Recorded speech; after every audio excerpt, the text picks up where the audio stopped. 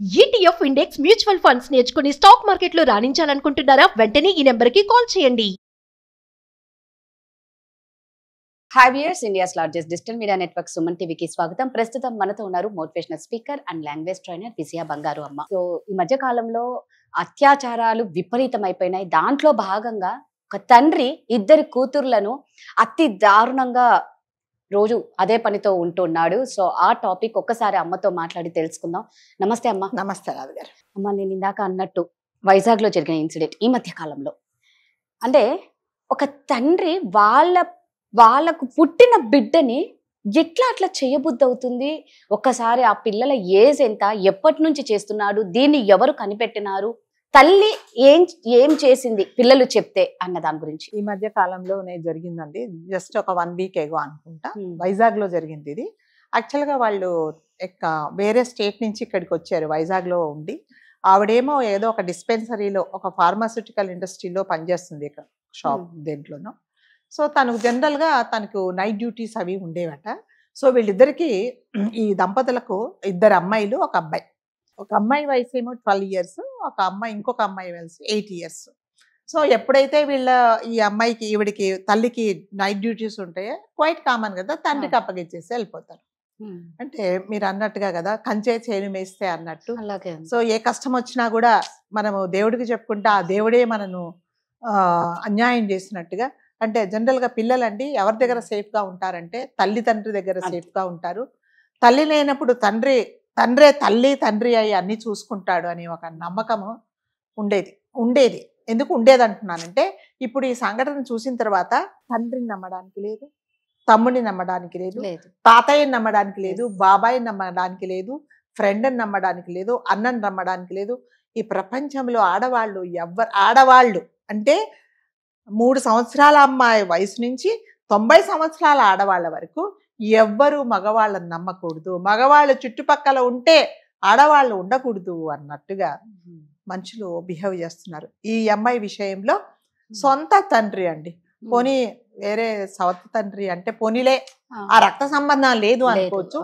సొంత తండ్రి తన కడుపున పుట్టిన పిల్లలను కొన్ని రోజులుగా, అంటే వాళ్ళకి ఒకటి చిన్న ఇల్లు, ఒక రూము, ఒక వంటగది, ఒక చిన్న రూమ్ ఉంటుంది. ఆ రూమ్ లోనే 4 అంటే 2 పిల్లలు, 3 పిల్లలు, ఇతను తల్లి పడుకుంటేవాడు. తల్లి లేనప్పుడు ఈ తండ్రి వీళ్ళ దగ్గర పడుకుంటేవాడు, ఆడపిల్లల దగ్గర. తండ్రి కదండి, తండ్రినే కదా నమ్ముతాం, మనం ఎవరిని నమ్ముతాం. సో అలాగే తండ్రి దగ్గర ఆదమర్చి నిద్రపోతున్నప్పుడు ఈ కొన్ని రోజుల తర్వాత ఏం చేశాడంటే, ఏదైతే చెయ్యకూడదో, ఏ ఆడపిల్లలతో ఎలా ఉండకూడదో, భార్యతో ఎలా ఉండాలో అలా ఉండడం స్టార్ట్ చేశాడు. అంటే ఆ పిల్లలు ఎంత ఇద్దరిని మళ్ళీ అటువైపు ఇటువైపు ఒకరిని పడుకోబెట్టి ఒకరి తర్వాత ఒకరిని ఇలా చేయడం మొదలు పెట్టాడు. అలా కొన్ని రోజులు చేశాడు. అంటే ఈ మీడియా ముందు మనం ఈ మాట చెప్పొచ్చో చెప్పకూడదో తెలియదు రాదు కాదు. నానా వదిలిపెట్టేసే, చాలా నొప్పిగా ఉంది, మేము భరించలేకపోతున్నాం ఈ నొప్పిని అన్నా కూడా వాళ్ళను బలవంతంగా, అంటే నిజంగా మనం ఆ మాట అనుకుంటే కళ్ళల్లో నీళ్లు తిరుగుతాయి. ఒక కూతుర్ని అలా కొన్ని రకాలుగా, అంటే ఈ భార్యతో నువ్వు ఏ పని చేస్తావో ఆ పని ప్రతిరోజు చేస్తున్నాడు అనమాట. వాళ్ళకు రాత్రి అయితే భయం వేసేది. సరే కొన్ని రోజుల తర్వాత ఏం చేశారంటే, అది భరించలేక తల్లికి చెప్పారు. తల్లికి చెప్తే తల్లి ఏం చేసింది, దాన్ని నిలదీసింది. తండ్రి నువ్వేంటి ఇలా పని చేస్తున్నావంటే, ఒక చీపురు కట్ట తీసుకొని 3 కొట్టేసి, ఇంకొకసారి ఎవరికి చెప్పినా మిమ్మల్ని నేను చంపేస్తానని బెదిరించాడు.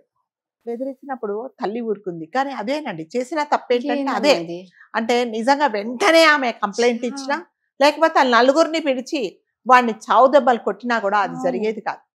సో ఇంకా ఆమె ఏం చేసిందంటే వదిలేసింది. మరి తన ఉద్యోగం తను చేసుకోక తప్పదు, వెళ్ళక తప్పదు. సో 1 రోజు 2 రోజులు, సార్ నాకు ఏదో పని ఉంది, మా పిల్లలకు ఒంట్లో బాగాలేదు అంటే ఊరుకుంటారు. కానీ మరి తనకు ఉండే నైట్ డ్యూటీ తను కాంట్ అవాయిడ్. సో అలాగే వెళ్తుంది, తను అలాగే చేస్తున్నాడు. ఇక ఆ పిల్లలు ఎవరికి చెప్పుకోలేకపోతున్నారు. సో అట్లాగే స్కూల్కి వెళ్తున్నారు పాపం. ఆ బాధను భరిస్తూ, జ్వరం వచ్చినా ఎవరికైనా చెప్పుకోవచ్చు, ఒళ్ళు నొప్పులు వచ్చినా ఒకరికైనా చెప్పొచ్చు, ఒక చోట దెబ్బ తగిలినా నాకు ఈ దెబ్బ తగిలిందని చెప్పుకోవచ్చు. సొంత తండ్రి, దట్టు అన్నం, అంటే పసి మొగ్గలండి వాళ్ళు కదా, 8 సంవత్సరాలు 12 సంవత్సరాలు అంటే లోకం తెలియని వాళ్ళు.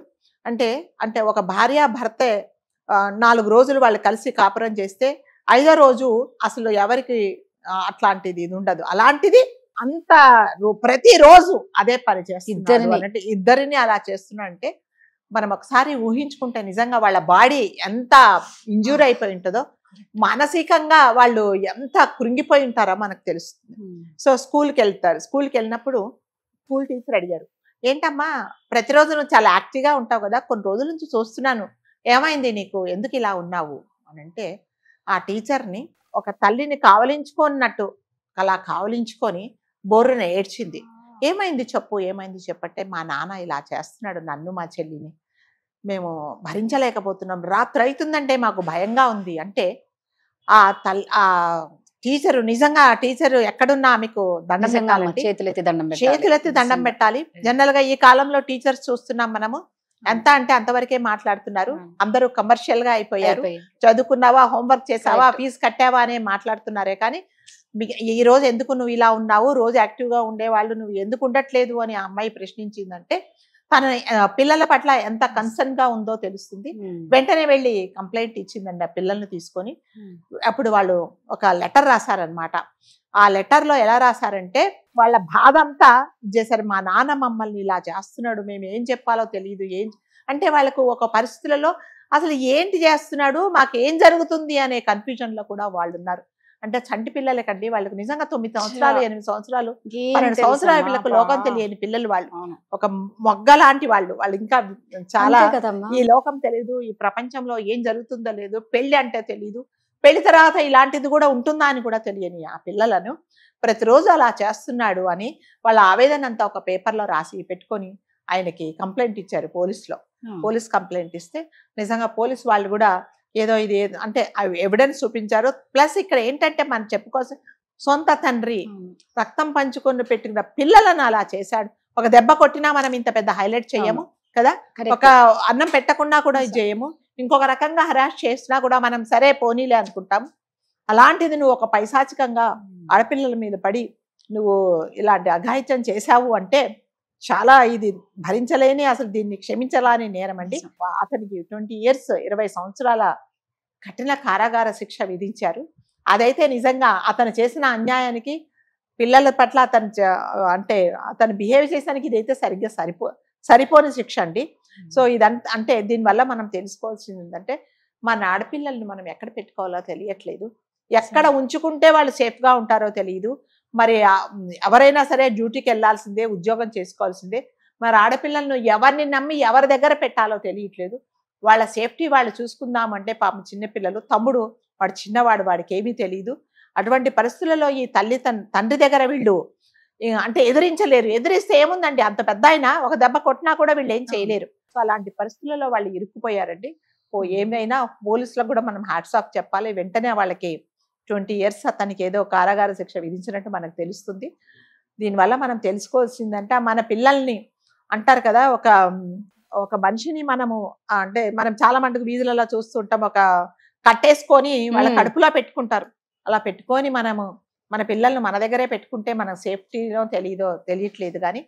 సో ఇట్లాంటివి జరుగుతూ ఉన్నాయి కాబట్టి ప్రతి ఒక్కరూ జాగ్రత్తగా ఉండాలి. కాకపోతే తల్లి చేసిన పొరపాటు ఏంటంటే ఈ టీచర్ చేసినంత ధైర్యం తల్లి చేయలేకపోయింది. కాకపోతే ఎందుకంటే మళ్ళీ నన్ను కూడా చంపేస్తాడేమో, మమ్మల్ని ఏమైనా చేస్తాడేమని అంటే నిజంగానే అలాంటి వాళ్ళు అలాంటి మాటలే మాట్లాడతారు. ఎందుకంటే ఆ మాట మాట్లాడితే వీళ్ళు భయపడి ఎవరికి చెప్పరని. అలాంటి భయాలు పెట్టుకోకుండా నిజంగా ఇలాంటిది మీకు ఏమాత్రము అంటే మీ భర్త పిల్లల పట్ల ఏదైనా తేడాగా వ్యవహరిస్తున్నాడు అని పిల్లలు చెప్పినప్పుడు కానీ, లేదా మీరు కొంచెం తెలుసుకున్నా కానీ వెంటనే అతన్ని నిలదీయండి, నలుగురిని పోగేయండి, లేకపోతే వెళ్ళి కంప్లైంట్ ఇవ్వండి. లేకపోతే వాళ్ళు అనవసరంగా అయితే ఏం చెప్పరు కదండి. అంటే అంత బాధతో ఆ పిల్లలు అంత అనుభవించారు అంటే మాత్రం అది చాలా బాధాకరమైన విషయం. సో నిజంగా అంటే ఇది వైజాగ్ లో జరిగిందండి. నిజంగా ఇది తలుచుకుంటే మాత్రం బాబోయ్ అసలు ఏం మాట్లాడాలో కూడా అర్థం కావటం లేదు. ఆడపిల్లలకు రక్షణ లేదు అని మరోసారి నిరూపించారనమాట ఆ తండ్రి. సో అందరినీ అనట్లేదు కానీ దయచేసి మీ పేగు తెంచుకున్న బిడ్డని మీరు ఎలా కాపాడుకోవాలో, ఒకరి చేతిలో బలి కాకుండా మీరు కాపాడుకోవాలి. కానీ తండ్రే కాలయముడైపోయి ఒక కిరాతకంగా అత్యాచారం చేయడం అనేది నిజంగా చాలా దారుణమైన సంఘటన. ఇలాంటివి మళ్ళా జరగకూడదనే కోరుకుంటాం. నిజంగా విధి వైపరీత్యం కాకపోతే ఇలాంటివి జరుగుతూ ఉన్నాయి. ముందు ఇంకా ఎన్నెన్ని చూడాల్సి వస్తుందో అని నిజంగా ఏం మాటలు రావట్లేదు. దయచేసి అలాంటివి ఏమన్నా ఉంటే తల్లులు ధైర్యంగా ఒక అడుగు ముందుకెయ్యండి. లేకపోతే అన్యాయంగా ఎంతకాలం నా బిడ్డలు భరిస్తారు. వాళ్ళకి ఏదన్నా అయితే మనం తట్టుకోలేము. Thank you.